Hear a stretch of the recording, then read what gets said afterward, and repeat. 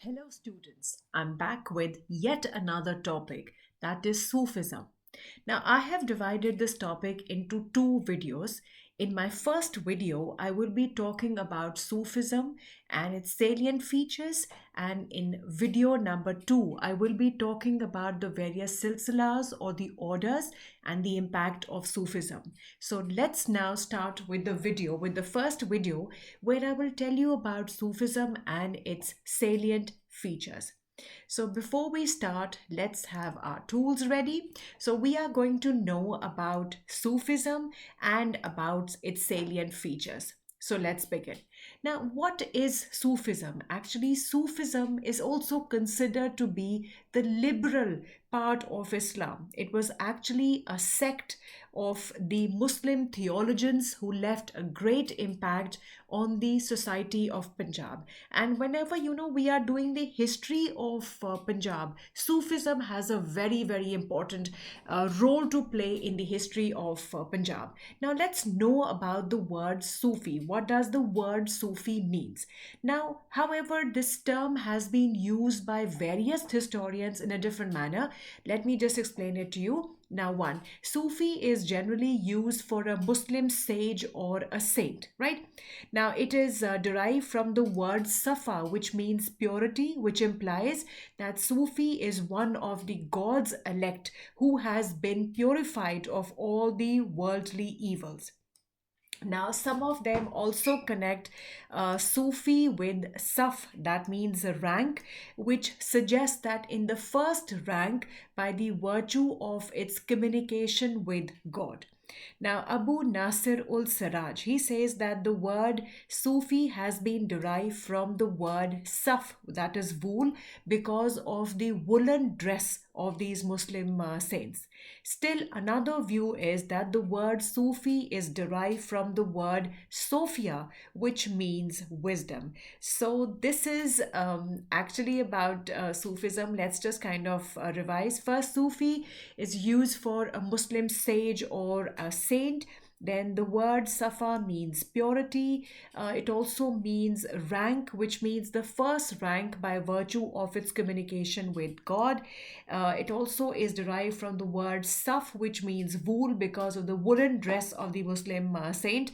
Another view is that the word Sufi is derived from the word Sophia, which means wisdom. Now, the basic ideas of Sufism are found in Quran and Hadith. Hadith are the traditions of the Prophet. Now, these Sufis accept the Quran as their holy word of God, and to this they however give a mystic interpretation, and this is where they differ from the orthodox Muslim, who actually insist on these orthodox way of interpreting Quran, whereas the Sufis try to give a liberal interpretation to it. So that's why I told you in the very first line that Sufism is a liberal school of Islam, right? So now let's talk about that. What were the basic doctrines in Sufism? Now, Sufis did not form a single organized sect. They neither had a prophet nor a sacred book nor a unified code of religion doctrine. They accepted Muhammad as their prophet and the authority of Quran. However, in the course of time, they absorbed variety of ideas and practices from the other religions like Christianity, Zoroastrianism, Buddhism, Indian philosophical system, Vedanta, and Yoga, and they were also made a part of Sufism. Now, so in a very simpler manner, by an eminent historian, it has been written that Sufism is a stream which gathered volume by joining of tributaries from many lands. So basically, Sufism, the liberal school, Islamic school, accepts Muhammad as their prophet, and they recognize the authority of Quran. However, they have absorbed a variety of ideas and practices from the other religions in Punjab. Now, something about Sufism and Punjab. Now, see why Sufism is that important in Punjab, why in the history and culture of Punjab you have a topic on Sufism, because Sufism had a great connection with the Punjab, as most of the Sufi saints who came from Central Asia to India crossed Punjab, and some of them stayed in Punjab for some time, and few made Punjab as their permanent abode. Now, a great Chishti Saint Khwaja Mun-ud-Din Chishti initially stayed at Lahore, and then he shifted to Ajmer. Then you have another Sufi Saint Baba Farid. He belonged to Multan, and he settled at Pakpatam, now in Pakistan.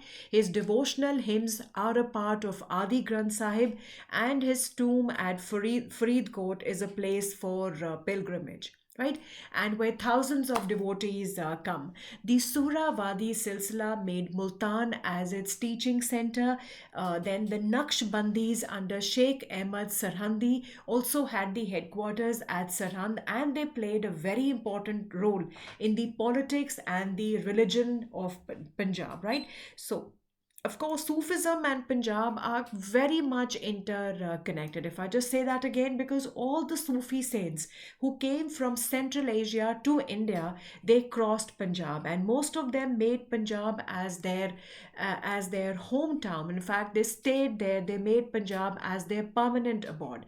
I did talk about one Khwaja Munuddin Chishti who stayed at Lahore, then shifted to Ajmer, then Baba Farid, right? And all of these Sufi saints have a great connection with Punjab. Suhrawadi Silsila. See, there are various orders or silsilas in the Sufism, like you have the Chishti, Suravadi, then is your Naqshbandi. So Suravadi Silsila made Multan as their teaching center, and Naqshbandi, they had their headquarters at Sarhand. Then another very important Sufi saint, he belonged to the Qadri order, and you must have heard his name as the Mia Mir. So, the important Sufi saint belonging to Qadri order was Sheikh Mir Muhammad, popularly known as Mia Mir. He is said to have laid the foundation stone of Harmandir Sahib, and Sufism influenced the life of people of Punjab in various ways. In fact, I must say that even some kind of aspect of the Bhakti movement was also taken from the ideals of the Sufism. So in this video, we'll also be talking about the salient features of the Sufism. So I just made a little chart like that. Now, number one, worship of God, faith in God, there is renounced worldly pleasures, there is non-violence and pacifism, universal brotherhood, importance of a Murshid, principle of morality, importance of singing and dancing. So I'll just repeat these features of Sufism: worship of God, faith in one God, renounce worldly pleasures, non-violence, universal brotherhood, importance of Murshid, principle of morality, importance of singing and dancing. So let's start with the worship of God. So let's change the color of this. Okay, I need to have my tools here. All right, so let's have this tool and let's change the color now. Okay, right. So number one is the worship of God. Now, Sufis actually believe in this. They believe in the union of the human soul with God through devotion is the essence of the Sufi faith. This is what they strive for. A Sufi regards God as their beloved or a mashuk, and himself as his lover or as his ashik. Then is faith in one God and his omnipresence, right? This is also one of the feature of the Sufism. Now, according to Sufis, there is one God, that is Allah, that is present everywhere. He is the creator of the whole world. He reserves in all the visible and the invisible things, right? So we have done two features of Sufism. One, the worship of God, that is the union of the human soul with the God through devotion. Then is faith in one God, and he is present everywhere. He is the creator of the whole world, and he resides in all visible and invisible things. Then is renounce worldly pleasures. The Sufis, especially the Chistis, so as to achieve union with God, they stressed on the renunciation of the worldly pleasures. See, I will be talking in much more detail about the silsilas. Now, there I will be talking about another silsila, Suravadi, because Suravadis did not believe in this. They did take some kind of positions in the government, but Chishtis, they absolutely stressed on the renunciation of worldly pleasures. They exhorted people to shun wealth and life of luxury, and instead they emphasized the love for humanity and purity. However, Sufis did not ask his followers to retire in jungles to obtain fast or to torture themselves to attain the spiritual bliss. So they did not believe in asceticism. Then comes non-violence and pacifism. Now, Sufi had a firm faith in non-violence. They held that social evils can be eradicated only by love and peaceful methods, and not by violent means. Sheikh Nizamuddin Aulia, he believed that violence breeds violence and makes the life of people wretched. Then Sheikh Hemad Uddin, he forbade his followers to slaughter animals. Now, this belief of the Sufis in non-violence also became one of the most important reasons for the conversions of the Hindus, particularly the low caste Hindus, to Islam. Right. Then number five is the universal brotherhood of mankind. Now these Sufi saints, they preach love for mankind, universal brotherhood. They were against all kind of distinctions of caste, color, creed, or any kind of sect. See, where the Sufis used to stay, where the Sufi, the saints were there, those places came to be known as the kanhas, all the shrines.